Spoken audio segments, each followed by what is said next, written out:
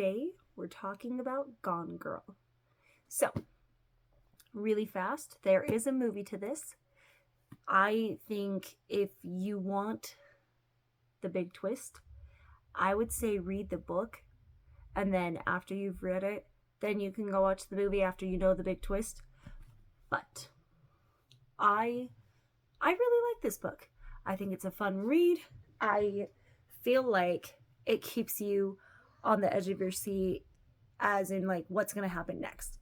And I think the twist is done really well. There are some times where a book has a twist and you can guess it really easily.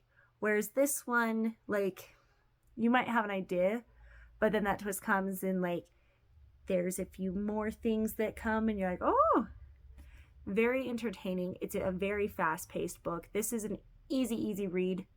Even if you're not a big fan of reading, this is a good one.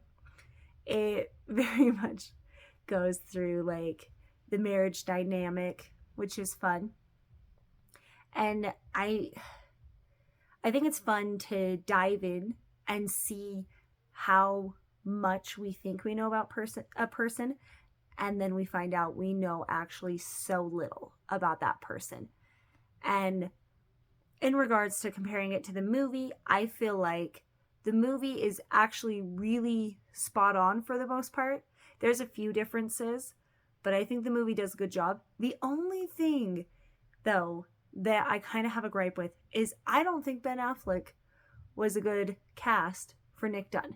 Like, personality-wise, I think he was, but look-wise, he is not at all. But overall thoughts, this is a fun book, and I really like the trip that it takes you on.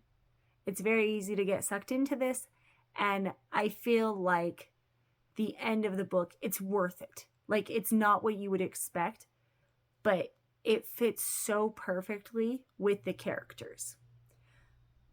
That's Gone Girl. Additional book. This is one that I don't think many people have read, and it's obviously a young teen read, but it's a quick, easy read, and it has a spooky element. Obviously, because it is for a young teen, I wouldn't deem it as scary as some of the other books I've read, but it is fun, and this is one that I've read a couple of times. I think I've read it like 3 to 4 times, which goes to show I like it. But it's an Indian folklore, and the way that they convey this story, it's really good. It's got some fun drawings, like, oh my goodness, I just passed the page. So we've got this one, and then, oh, there's more.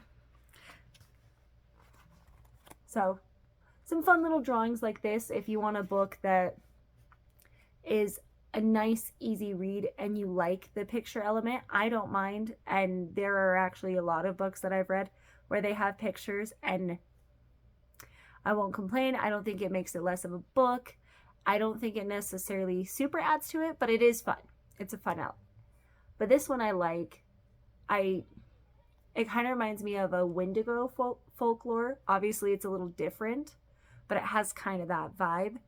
And the way the author writes, it's a very interesting story. So, these were my 2 books. I think they're good. This one, I think about like 8. This would be an appropriate read, depending on you. But I would let my soon-to-be 8-year-old read this one. But, I mean, for sure 10. And then this one, you gotta be a little older because it has some very adult topics. But great books, super fun. Skeleton Man, Gone Girl, I highly recommend them.